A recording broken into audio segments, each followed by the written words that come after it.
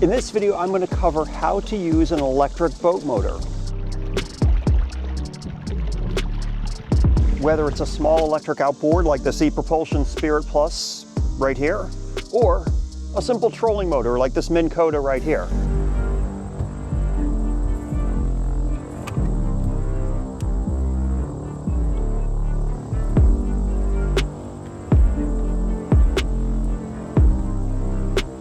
First thing we need to do is disconnect any type of battery charger that may be charging up the boat.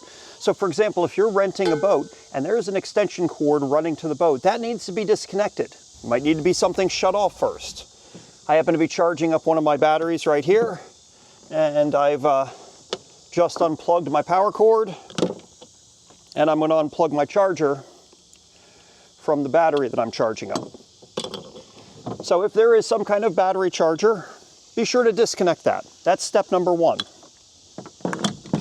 See, this is pretty simple so far, right? Step number two is make sure the battery for the motor is connected. If you're using a trolling motor or a small electric outboard like this, the battery needs to be connected. For example, right now, I don't have my battery connected to my trolling motor. I have my positive and negative terminals right here that go on a battery, but it's not connected. But my ePropulsion has a cable that connects to its battery pack, and it is connected. So make sure your battery is connected to your motor if you're running something like this.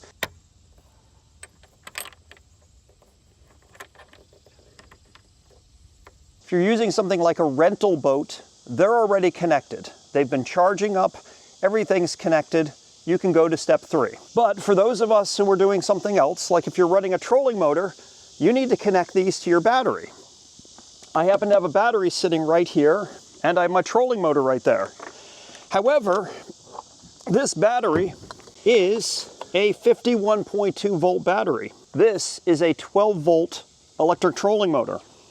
So you need to make sure you're matching up your voltage.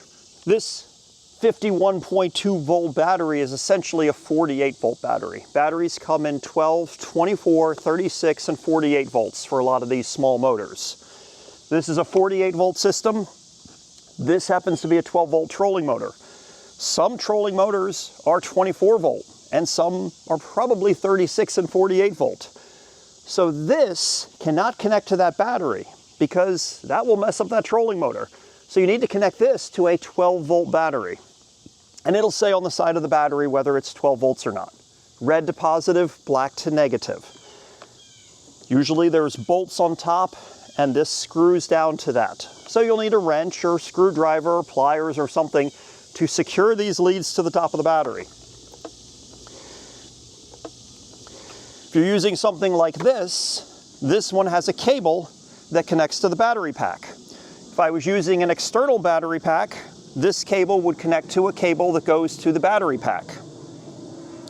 If you're using a Torqeedo or a Newport, they're all a little bit different, but they all need to be able to connect to a battery pack. And you got to make sure you're getting the right voltage. 12, 24, 36, 48. Usually that information can be found somewhere on the motor and of course on the battery.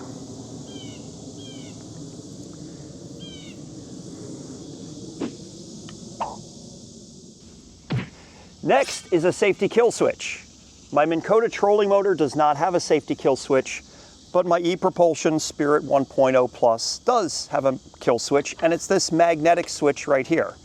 This little plastic thing rests right here. If that's not in place, this motor will not operate. What you do is you attach this to your body, and when the motor is running, if for some reason you fall out of the boat or fall forward away from the motor, when this pulls off, it stops the motor from running. That's the safety switch. This way, if you fall out of your boat doesn't go away from you or come around in circles and hurt you. I'll just leave it at hurt you.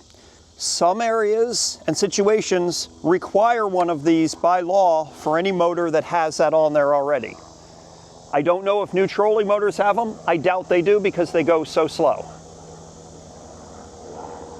But the important thing to remember is that without this in place, this motor will not operate. And sometimes that's what prevents one of these from working, whether it's this ePropulsion, a Newport NT300, or Torqeedo, or any other similar small electric outboard. Look to see if there's a safety switch spot and if it's in place. Number 4, powering on the battery and the motor. This may sound very straightforward. For example, with this ePropulsion right here, I just push this button. Hear the beep.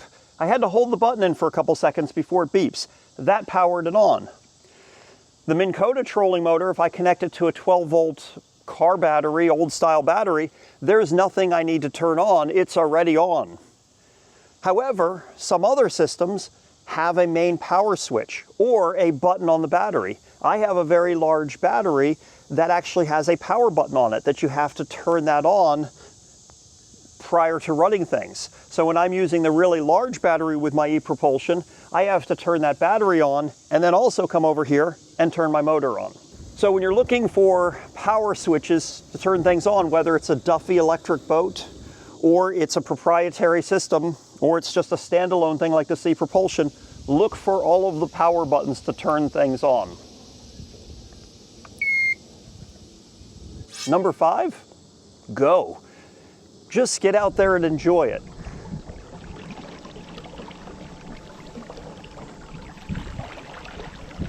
The beauty of running an electric boat motor is that they are so much simpler to operate and start up than a gasoline outboard motor. And I know the people who love two-strokes will argue with me, but they are a lot easier. I've run plenty of two-strokes, and you know, you have to mix your gas and your oil. You got to run the choke.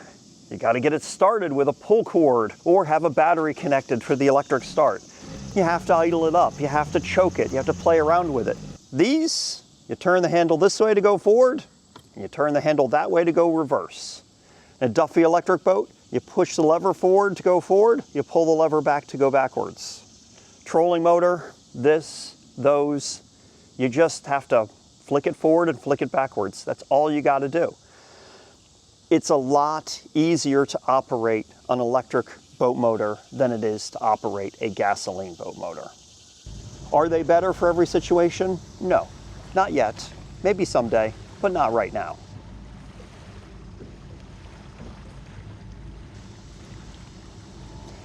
So thanks so much for watching. Here's another video that I hope you like. YouTube has picked it just for you. Stay safe out there on the water.